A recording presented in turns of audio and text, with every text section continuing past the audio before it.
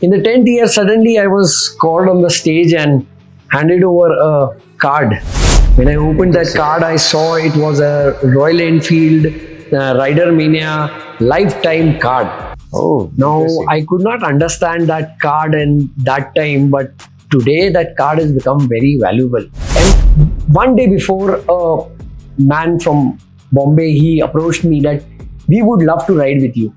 This man who approached me a day before, he suddenly came with his wife. Okay.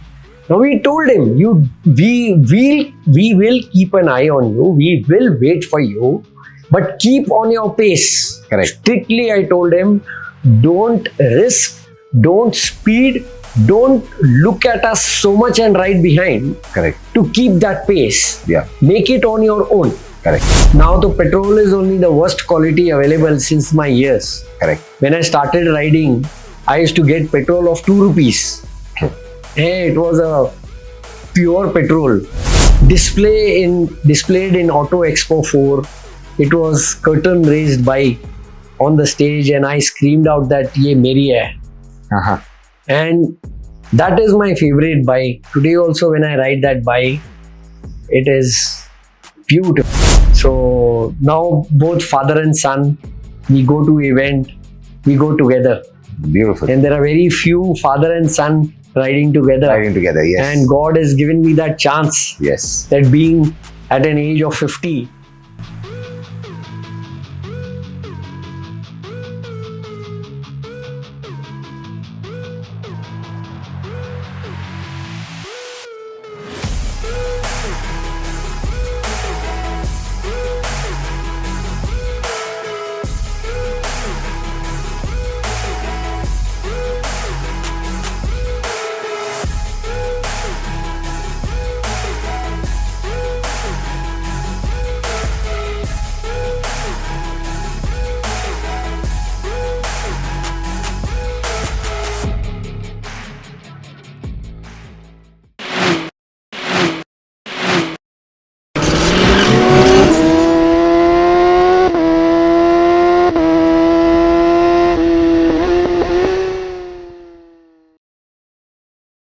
Hello guys, this is Kalyan Raman, and we're starting with this Handlebar Conversation for podcast. It's more of a conversation than a podcast. 16 years I've been working on road safety, and I thought that there should be another platform where I should be connecting with you, bringing in real stories, real people and their experiences.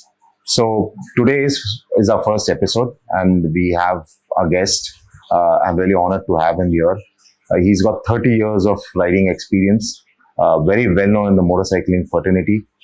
He's ridden across the country, and he's got a lot of experience from which we all will get to learn. So getting into the episode, I welcome you, Baljeet. Thanks for being here. thank you. So, Baljeet, I would like to know your journey a bit about, because our audience would like to know a bit about you, how you started motorcycling.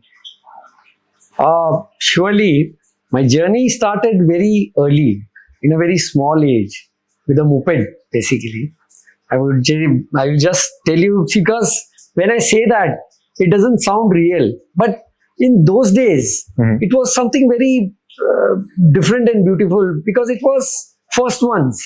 You know, first one, a 7-year-old or a 6-year-old was riding a moped on the road. The road means not exactly the road, but the society premises. Yes. But it was something seen first. But my first motorcycle was a City Bike 500, which is a 1996 model Royal Enfield cast iron engine 500cc motorcycle. Now that got delivered to me in Delhi. Oh. And in 1996, first motorcycle. Before that, I had a kinetic Honda, and directly shifted from a 100cc kinetic Honda to a 500cc motorbike. Oh. And that also a Bullet. Exciting. Now that bike basically got delivered to me in Delhi, and when I rode it for the first time, that the difference from a 100cc to 500cc, the pickup, the thrust, everything was so beautiful that I said I am not going to pack this bike and load it to Pune, but I'm going to ride it to Pune. Oh, In 96, it was very inconvenient to ride a motorcycle for 1428 kilometers. I'm sure. It was difficult, but I decided and I wrote down.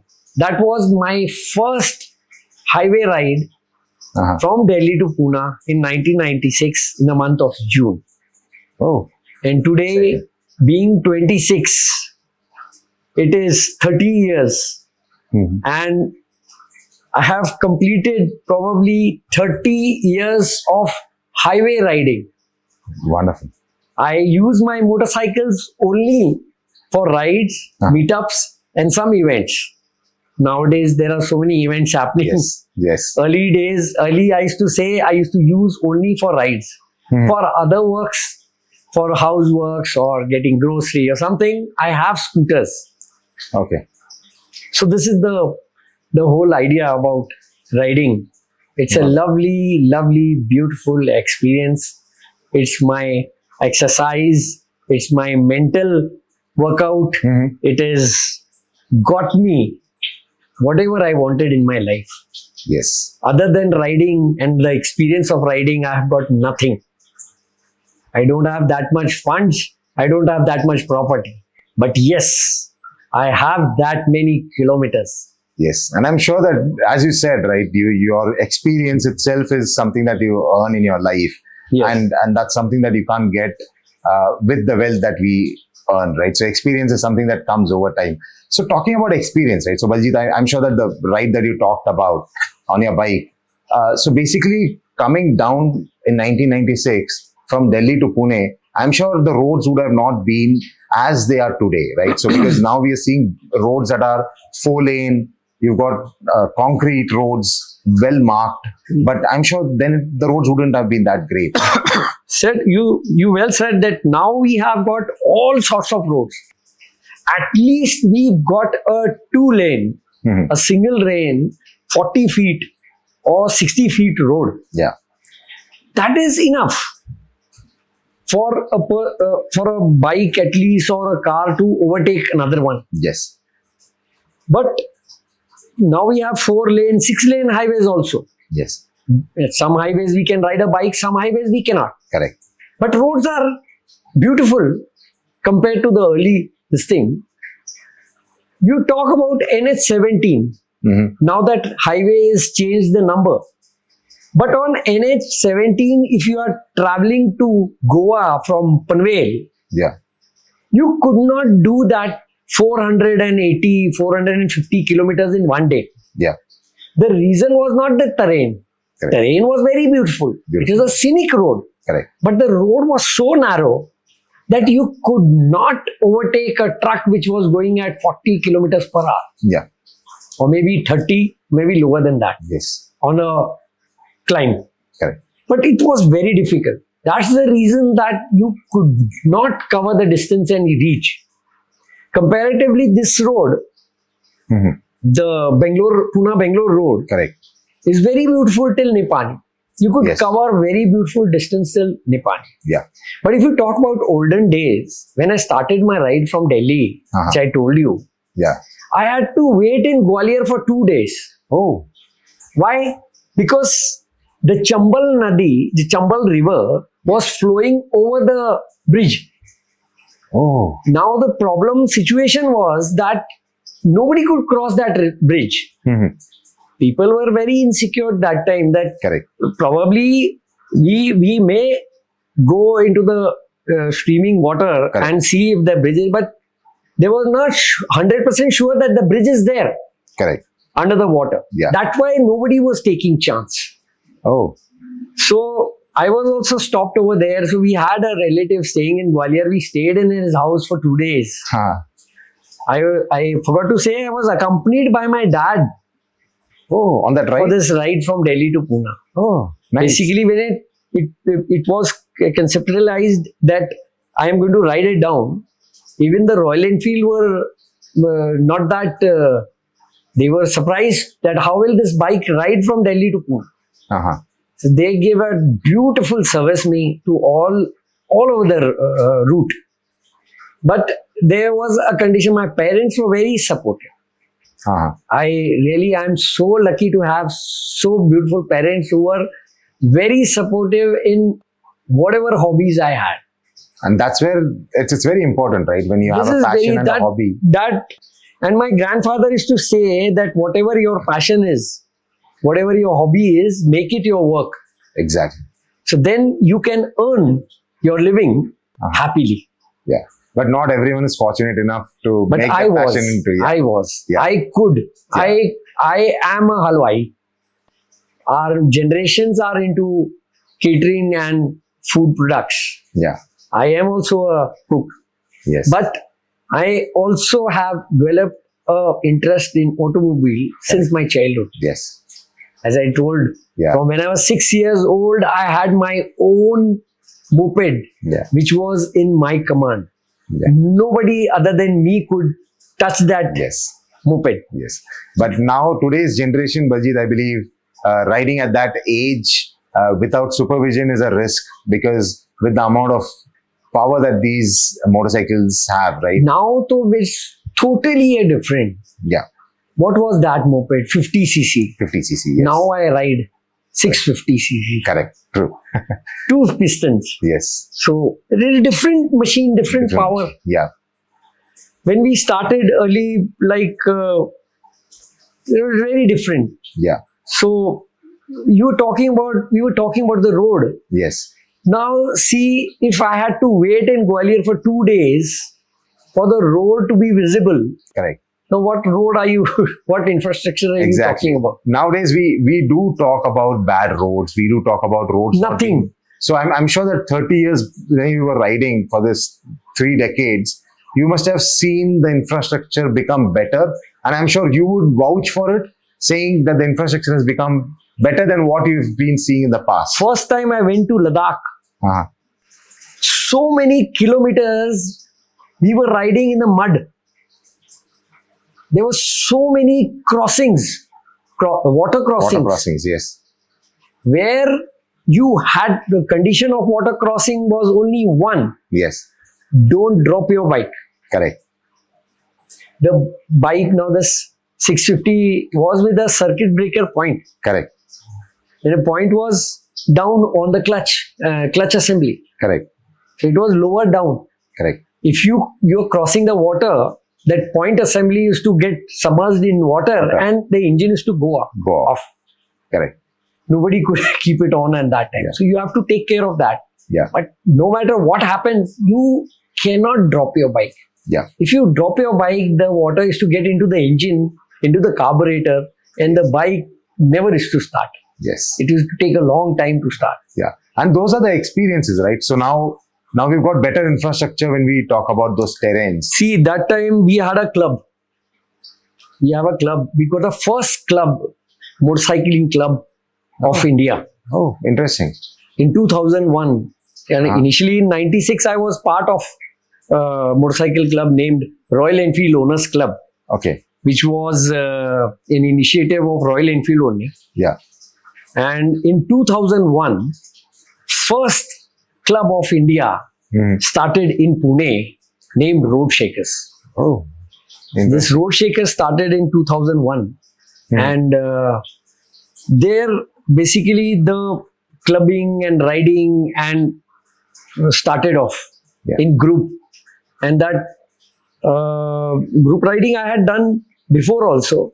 But here we gotten, people with same age. Correct. Same bikes. Correct. And very nice nature, and this thing was there in Road Shakers. So we actually developed the club. We learned and we taught. We learned from it and we could emphasize and we could make it something better. Yeah. And I can remember those days also, like anybody who would come to a ride without gears was directly sent back home. Right? It was not like that. Initially, though, anybody with a bullet was an important person for us. Exactly. We used to stand on the road, on a Pashan road on a Wednesday, and I used to shout out, "Hey, bullet!" And I used to call him and we used to introduce our club to him, and we go for rides, we go for meetups and this and that, and we should try to get him here. Correct. And slowly we got in few people, few riders, good riders. Uh-huh. But again, we noticed that few of the riders were coming in chappals. Yes. So then we implemented a rule that if you're coming for a meetup or a ride or anything, Yeah. you need to wear a shoes.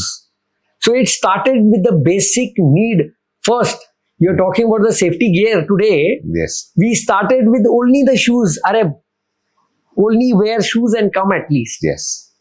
Then it came on to the helmets. Then came the jackets. And initially when we started riding on the road, Yeah. we understood that helmets and jackets and shoes and some protected stuff is very important. Yeah. Because already by that time we had one or two falls in the club. Oh. So from that fall we understood that if we would be wearing something over a hand, this hand palm wouldn't get bruised. Correct. So we started wearing gloves. Gloves. Yeah. Now this padded riding gloves were not available in those days. Those days. Yes. So we used to wear gloves which were worn in winters. Oh. So 3-layered gloves. And same with the jackets. Yeah. Jackets also we used to wear which were worn in winters. Yes. Now if you are going in some different month other than December, January, February, if you are going some March or April, you are going somewhere Yeah. with that jackets on. Jackets on. Yeah. Low used to call us mad. Yeah. But Because we had one thing in our mind that this 3-layer of that jacket, not only one denim or Correct. some thin material jacket, no. yeah. It was a 3-layered jacket. Okay. So at least if you fall, you have that layers to protect you. That absorbs the impact. Now though it has become level 1, level 2, D3. Yeah. I don't know what all terms have Yeah. come in that protection. There's but more a person accessibility to it, right? who has started riding with that summer jackets, Correct. winter jackets in summers. Now this mesh jackets with that level 3 protection and level 2 protection, Yes. whatever level, but that protection is there. It's very, very beautiful experience. Yes. And I'm sure. Similar thing with the road. When in those days there were no roads. Now, however the road is good. Correct. If it is cement, if it's with the rugs, they are dangerous. Rugs are very bad. Correct. You may fall. Correct. But again, keep your nerves on the curves. Yeah. The a stay good is one. there. Why is that? That whatever the situation is, however the road is, Correct. a controlled speed which you are comfortable in riding in, Yeah. you should get the bike in that speed. Correct. In early days, I was very comfortable on 80 kilometers per hour. Yeah. I used to keep my standard 500 on 80, always. No matter it was raining, no matter it was road, no road, though it was night, it was day, whatever the scene was, I could comfortably ride in 80 kilometers per hour. Oh. Because the bike had that beautiful capacity of riding it smooth in 80 kilometers, and the brakes were enough to stop the bike at particular distance Correct. at a speed of 80. Exactly. It is not that the cow or a man or a handcart not used to come in those days. It used to come between the road, the dogs, the cow, the whatever, people. Exactly. There were old people then also, there were old people now also, and Yeah. there will be old people in future. Future also. And old people lose their minds while walking. I may also stop talking sometimes to remember what I was saying. True. This happens. True. Early days when we started riding, there were no GPS. Correct. There were no phones. I was just There going was to come to nothing. that. There was only this. Now, very few lucky people had the road atlas. Yes. The other one had the full big sheet of papers, but that was not convenient on the ride. Okay. You So open what it is a road once. atlas for our audience, right? I'm sure a lot of newer generation audience are going to watch this. So if you can share a bit more about the road atlas, and how you've used it. I had a tank bag on my bike, Okay. and the first section of the tank bag, it was flip is to open with a waterproof pocket inside, zipped. Used to put the atlas into that. Okay. Now the atlas has Atlas was some 50-60 pages book Okay. with the maps inside. There was one whole country's map with all the national highways. Okay. And you go ahead, it had maps of different states. Oh. So now suppose if I'm starting from Pune, I open the Maharashtra page. Okay. And I'm sure during those days, it would have mostly been trucks or larger vehicles moving goods from here to there. And very few travelers, just like, because nowadays what we see is everybody post-COVID, right, is what I see as a trend, is a lot of people have started traveling more than they used to do in the past. And motorcycling has now grown where I see a lot of motorcyclists, a lot of bikers, the newer generation bikers, right? So then, as you said, right, it was a club and everybody used to ride together. There used to be a concept of a sweep or a tail, and it was his responsibility to bring everyone together. But nowadays, do you think that this is fading off over the time as it's becoming more advanced with the technology that's bringing in? Like people have intercoms. I'm sure then we didn't have mobile phones also, right? We had those quality mobile phones. In those days, we had attachment. We had attachment with the local people, True. with their languages. Yes. And that Hindi was so beautiful. Yes. People used to understand. Right. And they used to utter words which we could understand. Correct. I am brought up in Pune. Yeah. I am not familiar with the Marwadi language or the language spoken in Rajasthan. Correct. But anybody used to politely go and ask him how to go to Dholpur. Correct. He used to very politely make us understand. Yeah. The time which he used to say in those days that it will take 4 hours, Correct. probably it would be bus or truck's time, Correct. which used to strictly ride at 40 kilometers per hour. Correct. Yeah.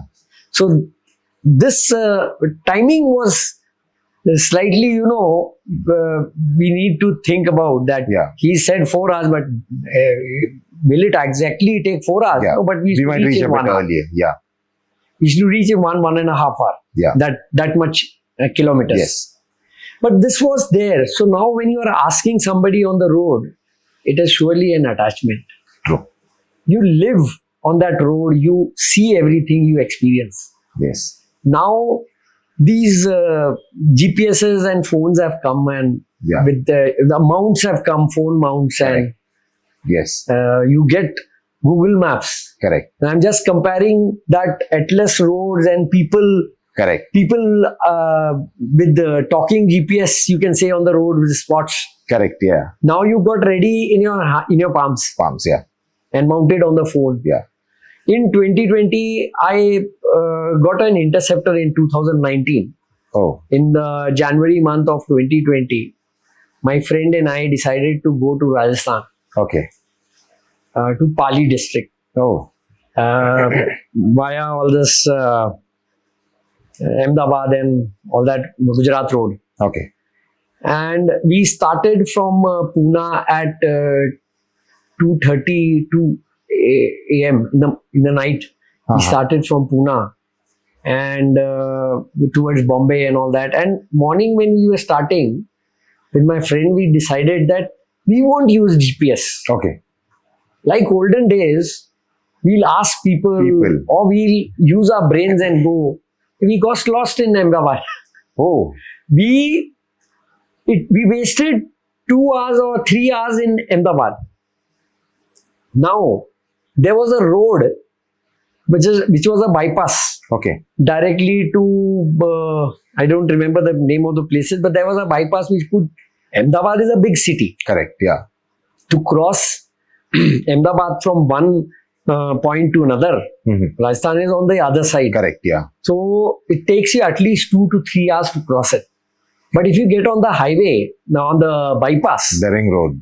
but that ring road was not in our memory or in our system. It was there in the GPS. GPS. Yes. But we didn't. We said whatever happens, if we don't reach tonight, it's fine, but we will go on our own. Because that's how I also remember, though I don't have that much amount of experience as you hold, but I do remember that there used to be times when we used to enjoy that ride, and rides used to be more of like not going from a destination, from a place to a destination, right? It used to be that journey that we are taking along. And we used to learn, and that's where we got our experiences, right? So now, ultimately, looking at today's generation, right, Baljeet, as we are kind of touching that piece, I believe that is fading off a bit, because what's happening is, like, when I interact with a lot of youngsters during the programs that I do, I see that they always talk about reaching a particular destination. So, for example, if they want to go to Goa from here, they would say, okay, someone did it at like 9 hours. My challenge is to do it in 8 hours. So it is not that experience. As you said, we have to enjoy that particular travel. So do you see that changing? See, I have done Goa starting at 5:30 a.m. in the morning, and the last bike reached Goa by 12 in the night. Oh, so it was there. There is the same time, probably 2002 or 3. By 2002 and 3 also, the phones and stuff was not in that vast. Yes. Correct. You don't have smartphones. Smartphones or Yes. even phones also, Yes. to ask that where you are. Correct. Probably one had the phone, but the other one hadn't. Didn't have. Correct. So it was not that Correct. easy. Correct. So if in those days, now with the club when we were riding, we had a concept of leave no man behind. Yes. We had a pilot. We Interesting. had a sweep. Oh, The duty of the pilot was to show the way. okay. The others could just follow. And the pilot used to slow down at every 10 kilometers or 5 kilometers.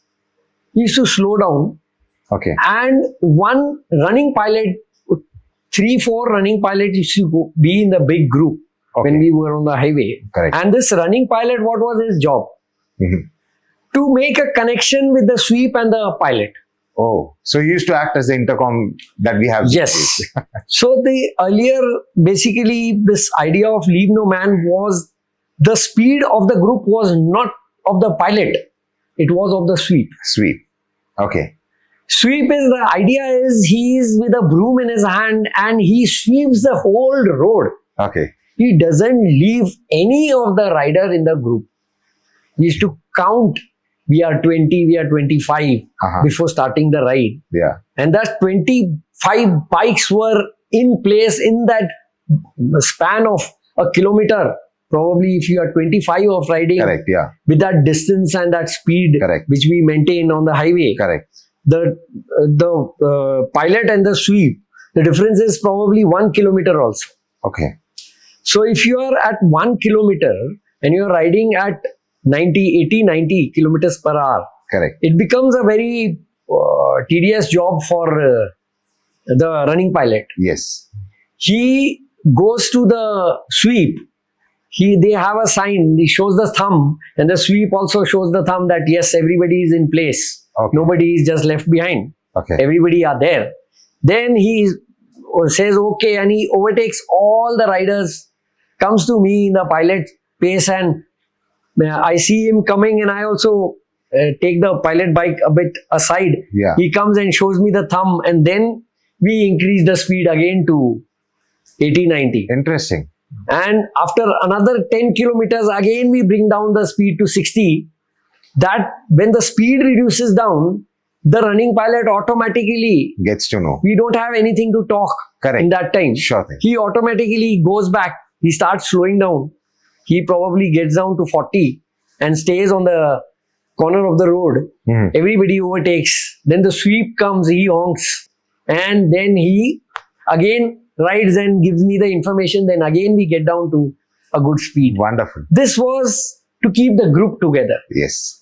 And if something happens to any of the bike, Yes. I used to carry a complete toolkit of So you were 10, the 12 RSA for the kgs. club, is it? Now that time basically we had the idea of leave no man behind, and we were there with the tools and everything. The bikes were also very simple. Yes. They had a carburetor, they Yeah. had very simple technology. Yes. and the petrol was very good. Yeah. So there were no problems Correct. generated by just running with that petrol or Yes. there were some other things, spark plug or something. Then we could directly work on the bike over there only. I used to start that bike and the ride used to go. Yeah. By the time I used to work on the bike, and by the time we could not, means whatever working on the bike, the time taken, the whole group used to park their bike under a tree or somewhere and wait for us to take that rider along. Now Interesting. that leave no man behind has just become a say. But that leave no man behind and that ideology, RSA is taken. Yes. RSA is roadside assistance. Yes. That you just, something happens to your bike, just take it to the roadside and we will come. There's someone else who's taking care of it, not There's the club. someone else, a paid guy or Yeah. maybe a subscribed guy. Yeah. They will come and they will work on your bike and you're ready to. But still, Baljeet, I see, like, even now, I also ride a motorcycle that's from this generation. So I do see that now, even when we have everything, like I know that I've got a mobile phone with better network connectivity. Still, I get lost most of the time using the maps that we have. We still rely on the locals, as you said, right? So that was something that's not available these days because people don't look at the locals as a navigation piece. Now, But when you ask the local also, they also react in an opposite way. yes, because they are also They relying say, on the, look it in the map. yes, yes, And there are, believe me, some places within our state only where the maps don't work. yeah, The maps don't work and the people are not ready to say. yeah, So you are stuck. correct, Now things have become very media oriented, or you can say whatever this systems are there. correct, People have become very desperate and completely relying on that systems. yes, Now using our brains have stopped. yeah, We cannot, I'm not talking about anybody else but myself. correct, I cannot relate the places. correct, I cannot understand, is this that road? Roads have also developed, they have Yes. changed. true, So now it becomes difficult. If I reach at a spot after 5-6 years, it's very difficult to understand, was it that same road or we've come on some other road? exactly, Now there, this GPS is very useful. yes, The Google map or Map My India or whatever you have, correct, they show. If you are there, then you become really totally dependent on True. that maps. True. Going without that map is very difficult. exactly, Now people have become lame with that Yeah. thing. The fun, the brotherhood, or that togetherness of the club riders is vanished now. yes. And I'm sure the old generation bikers, when they meet up, I'm sure that they would still have their bond, because nowadays what I see is motorcycling has become more towards the social media, right? So a lot of these riders, they want to make content out of their rides, but ride less. Because if I do a ride, and I'm sure that whenever you have ridden these many years, there would have been very few pictures from the initial years. That's Or what it's all in your memory, right? I have done 9,008 kilometers, 9,800 kilometers ride, starting from Pune to Nagpur, then crossing the whole MP to Hanumana. From Hanumana, I went straight, crossed the whole UP, went to Bihar, stayed overnight in Patna, Sahib. Oh, The Gurdwara is there, yes, historic. So I stayed over there in Patna, and from Patna directly went to West Bengal, from Muzaffarpur and all that towards Siliguri. Oh, Then stayed over there because I was to join a ride over there with Royal Enfield. okay. So I had taken my Super Meteor for this ride. Oh, So Interesting. I spent a night over there, just 60 kilometers before Siliguri, and then met all these guys and rode the whole northeast and stuff.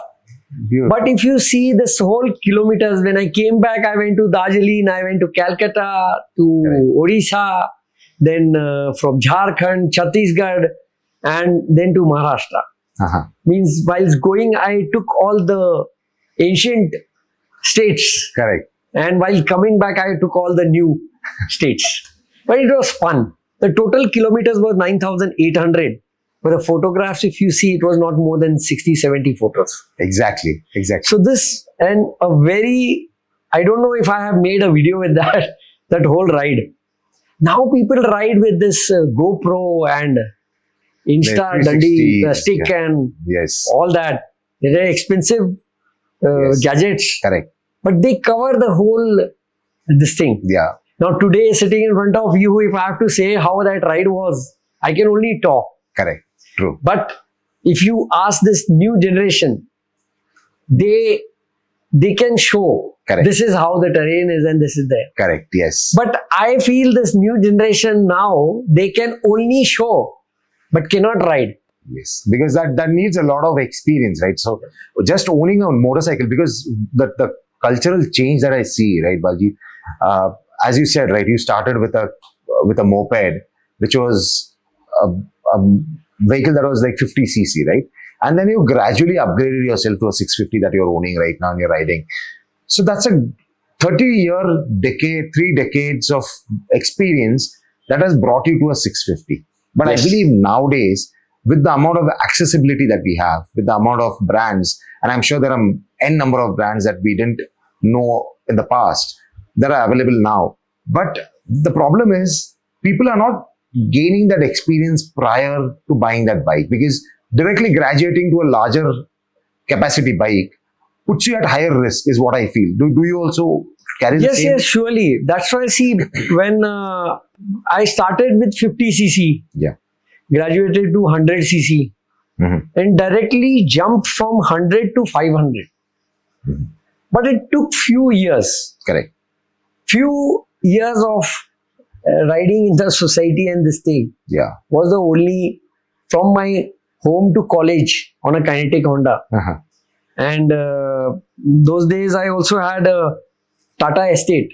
Okay. So sometimes I used to go on my car and sometimes on the kinetic Honda. And then directly I got a chance to ride this motorcycle. Interesting. And then probably this was one rigorous upgrade from 100cc to directly 500cc. Yes. But then I kept myself on this 500cc only. Every 10 years, I bought a new bike for myself.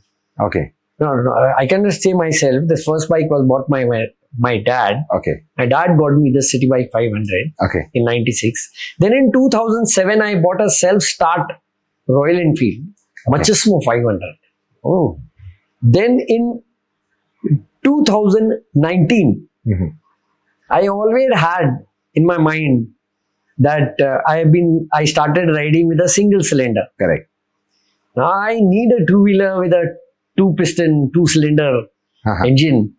So then Royal Enfield launched Interceptors in 2018 Okay. in Rider Mania in November. Okay. And in 2019, I bought one for myself. Oh, wonderful. This was a lovely experience. Then my son grew up. So he also wanted some bigger bike. So I just gave him the Interceptor. Okay. And I got myself slightly comfortable bike, which is the Super Meteor 650. Beautiful. So now both father and son, we go to event, we go together.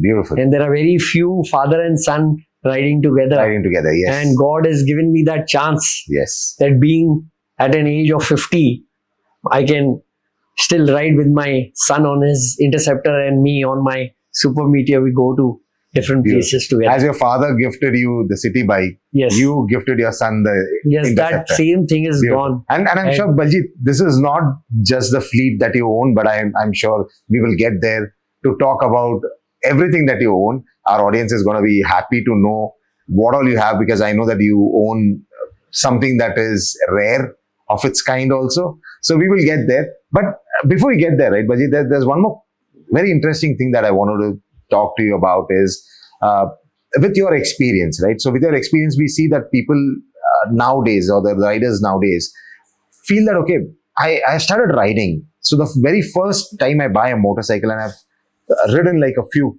100 kilometers, right? A few breakfast rides, that's what they call it nowadays. And our breakfast ride used to be like 250, 300 kilometers where we used to do the breakfast rides. But now it's become 50, 60 kilometers where people do a breakfast ride and they get back. After a few rides, right, they feel, okay, now I'm ready to go on a very longer ride. So I see that that's a risk when it comes to safety, because I talk a lot about safety. So I want to know from your experience, because as you've graduated, as you've come over here with like 30 years of rich experience that you've got, what should be the ideal way to scale up? Like, how should you scale yourself when you buy a motorcycle? If you want to do longer distance, how should you scale yourself? And what should be the time frame? See, I spoke about riding and all these things, but I didn't tell you about one thing. With Road Shakers, we also inspired riding this Royal Enfield on the dirt. Okay. So I was racing. Oh, yeah. Starting at age of 20, 21 up to 38. Mm-hmm. I was racing on the track, on the dirt track, on whatever race was available, I was there. Yeah. I was on the podium for so many times. Yes. After 38, I stopped. Okay. I was stopped because of this adrenaline rush. The heart may just open up in the middle of the race. So that was the reason I was stopped to race. You cannot go that fast, and you cannot take your pulse rate that fast. Correct. Because with that, we going fast, also the heartbeat goes fast. Correct, yes. So this is there. I would like to say that safety always helps. And now you should plan your ride. You should stay calm. The biggest thing is, everybody will talk about safety and follow rules and race and that. Nobody talks about be calm. Correct. Don't get into that rush of racing on the road or riding. Yeah. Riding in speed and riding carefully is something, you need to make it balanced. Correct. I am not saying that you cannot ride speed, but ride speed when the road is clear. Correct. Road at a distance is visible. Now I cannot see over a kilometer. The eyes are not that powerful. So I don't ride speed. Correct. You should understand your inner capacity. Correct. Where you are getting more excited, understand your body. Correct. If at a speed when you are riding, suddenly when you feel a little more pumped, Correct. more pumping is there, the heartbeat rate increases, you can understand. It's human, any human Correct, can yeah. understand. True thing. So that is the time when you should realize, your brain should have that nerve which puts you slightly down. Yes. I'm riding at 100, 120, but now slightly I need to Reduce. give it a rest. Yes. Then you ride slow for some time. Once you are fatigued, you cannot ride in speed. True. You have to be in that particular segment where you are comfortable. Yes. And that's why they say, right, you should ride with the people with whom you match your liking. Because Yes. then you would be able to kind of enjoy that journey. Because what I see nowadays in the newer generation clubs or the riders is like they look upon other riders and they try to imitate themselves. Okay, this person is doing this. And they see a lot of people touching 120, 140, which is, I feel, a very risky zone, right? When you come to Indian roads. I remember very two risky. things. Once returning back from Goa, we were a group of people with all the Machismo 500s. Okay. We had some 5 or 6 Machismo 500s together, and we started the ride from Goa. Okay. We were going to start the next day, and one day before, a man from Bombay, he approached me that we would love to ride with you. Okay. And I said, okay, but the other people in my group were not that comfortable. I said, he's coming on his own. Correct. I'm not going to, I'm not carrying him. I told him, but he still wants to come. Uh-huh. We were already down with 10 years of experience riding together in the club of road shakers. Okay. So we got a different this thing with the 500cc engines. Uh-huh. We said we will ride together. Okay. The other group may ride on their own pace. Correct. But we'll be slightly faster. Yes. We used to understand and make it comfortable for both the groups. That is what is riding with clubs and riding with a group. So now what happened, this couple, this man who approached me a day before, he suddenly came with his wife. Okay. Now we told him, we will keep an eye on you. We will wait for you, but keep on your pace. Correct. Strictly, I told him, don't risk, don't speed, don't look at us so much and ride behind. Correct. To keep that pace. Yeah. Make it on your own. Correct. So he was said, yes, okay, 100%. He said, but when we coming on this Ajrada and Azrada and all that road, Gadi Hinglaj, correct. and there are places on the way from Amboli Ghat. Nepani, yeah. There we were riding, and whenever we used to get on a rough patches, as I said, roads were good and bad and everything was there. Yeah. But we used to enjoy it more. Machismo 500 upright position bike was very comfortable with a very beautiful suspension. Yeah. He could manage that rough patches. So we were saddling on the bike. We were on the foot pegs, standing, and we were crossing all that. Excellent. But a person with the pillion could not do that. Yeah. So now at a turn, he missed that turn. He went straight into the bushes. Oh. And the ladies, got dislocated. Oh. And it became very difficult. One gentleman was was in a car. They stopped. They took the bike from that man, and the man and the lady both were in the car and they were coming behind. Oh. We are waiting ahead. This couple hasn't come. And then this all started. Then it became very difficult. That time we started that this responsibility becomes very risky sometimes. Yeah, I totally agree. And this was, again, I said, that calm, and you should understand your capacity, capabilities. Yeah. What your inner soul tells you. Soul tells you, always listen to your inner. Yeah. At every crossing, at every road, I do that. Good, great. So, one more thing, Baljeet, I know that you've been going to one of the largest gatherings of motorcyclists. Yes, and that's organized by our beloved brand Royal Enfield. So basically, I would like to know that this particular experience, right? And I know that you've been going there from the very first year that they started till now, and you are also owning something that I would like to hear our audience. I would like to share that with our audience. You please share that with them.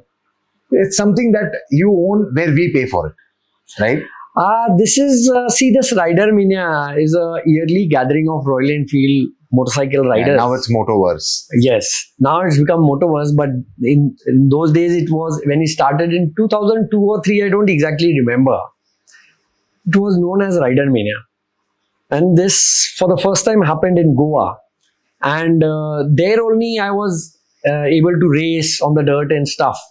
And win medals and trophies over there. Yeah. It was a very beautiful event. Initially, the event was for 200 or 400 rupees entry for the ticket size of that event. And soon it came up to 500-600 in the next 10 years. And in the 10th year, after me going for this event from the first till the 10th year, in the 10th year, suddenly I was called on the stage and handed over a card. When I opened that card, I saw it was a Royal Enfield Rider Mania lifetime card. Oh, now I could not understand that card in that time, but today that card has become very valuable. Yes. People in those days we used to register first, Correct. and then we used to get the ticket and we used to enter the Rider Mania. Correct. After the 10th or so Rider Mania, I got this card. Now this registration and all for me was stopped.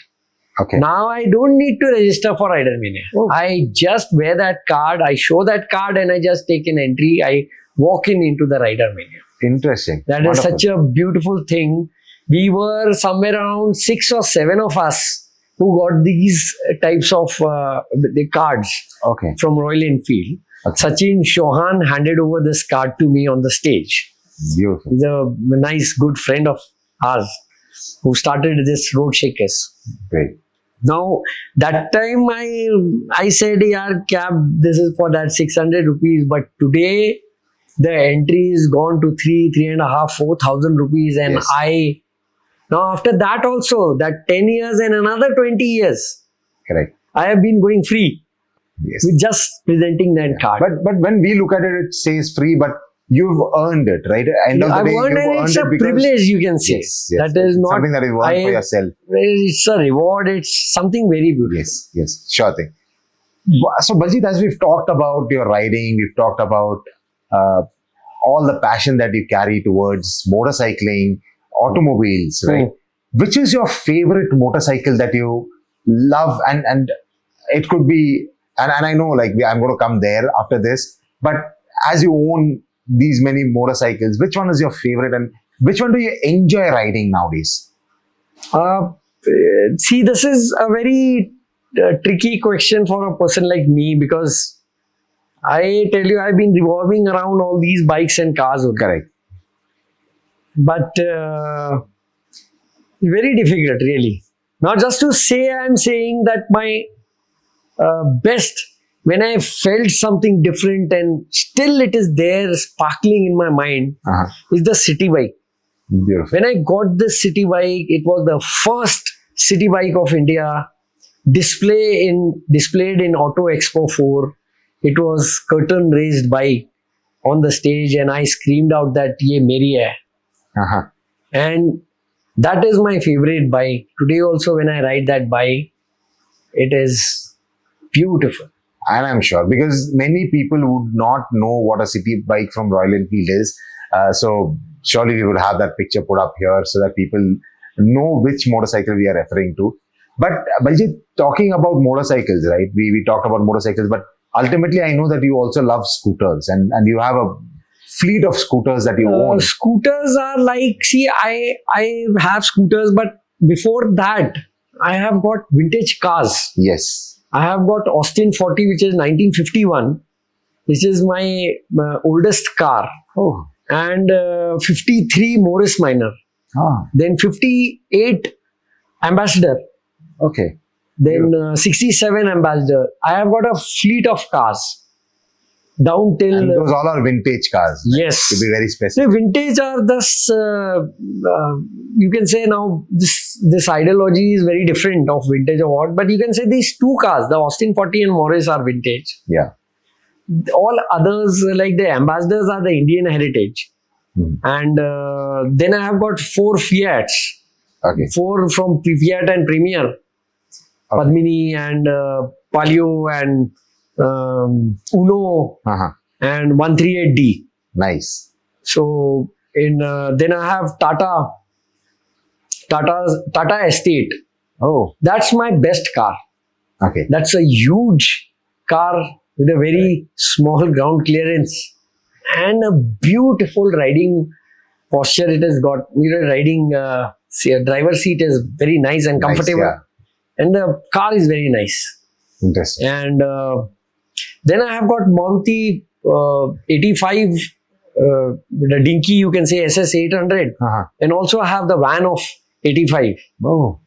Then I've got Zen and stuff. Now, one point of time I just saw on the road, in early days, there were these stepneys on the Bajaj Supers and Lambrettas and Vijay Super and everything. Even the kinetic Hondas. Yes. They had a stepney behind, the spare wheel. Spare wheel, correct. On that spare wheel used to come a stepney cover.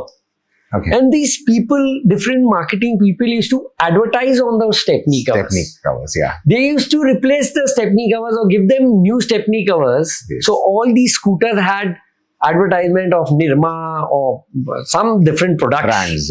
Brands, and you could see that colorful Stepney covers. One point of time, I was sitting on a busy road and in a restaurant, and I observed that where are those Stepney covers? They totally vanished from the parking lot. Yeah, the spare wheel has vanished. Finish. Yes. This Activa has eaten up the whole culture of two-wheelers in India. Yeah. They've come up with a different league altogether. Yeah. So they were vanished. I said, no, where are they gone? So I was into collecting cars. Now I said, let me get into this scooters also. Oh. So I started picking up scooters. Now I searched for the history of scooters. How did they come in India? The Lemrita, the Vijay Super, Correct. the Vespa, the Bajaj, Correct. everything. So I have got one piece, one model of each in the scooters category of all the brands in India. Oh, interesting. So that's how I have got somewhere around 70 scooters. Oh. Then in bikes, Amazing. other than Bullet, I've got 4 Royal Enfields, which I just discussed about. Yes. And other than that, I have got some 12 of 100cc bikes, which consist of RX 100, YBX, which is Kawasaki 100, then Suzuki 100, then Hero Honda CD 100. Interesting. Then Suzuki Samurai. Then I don't know what all I'm missing, but I don't have fun riding them, but they are a very nice pieces altogether. Yeah. They look nice in display. Yeah. And being a collector, I'm sure that you would love collecting more and maintaining them. And I've seen them. I've got the opportunity to see them. Maintaining is difficult, and you don't. When you have so many vehicles, you cannot afford to hire a mechanic or leaving them to service station. So maximum things you do it yourself. Correct. And I am able to do it. Yeah. So I do it to the scooters if they are not kept for a longer time. How to keep them with a system? You keep them totally dry, empty. You don't keep petrol in the tank or the carburetor. Yeah. You keep it dry. Now the petrol is only the worst quality available since my years. Correct. When I started riding, I used to get petrol of 2 rupees. True. Hey, it was a pure petrol. Correct. I said, now we've got ethanol getting into. Now though I don't know what all you have. You can say people used to drink also that petrol in those days. Nothing used to happen to them.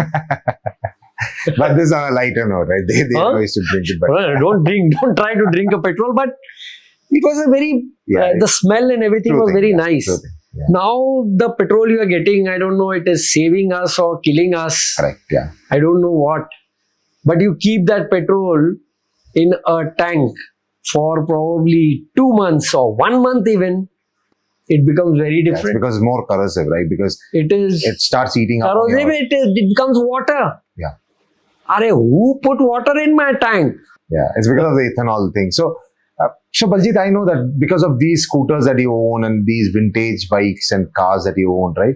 I'm sure that your knowledge and your database of the availability of these is far more than, and I'm sure the audience who's been listening to us today has surely got to learn about things that they have, or they've relived the days. Because when I was talking to you and we had this conversation, I relived the days when you were kind of sharing those experiences, and I could relate a bit when I was young, when my dad used to take me on a scooter to school, and I could relate myself to those days. So I'm sure that it's been a wonderful conversation between us, and I really thank you for taking up time and being here on this Handlebar Conversation today.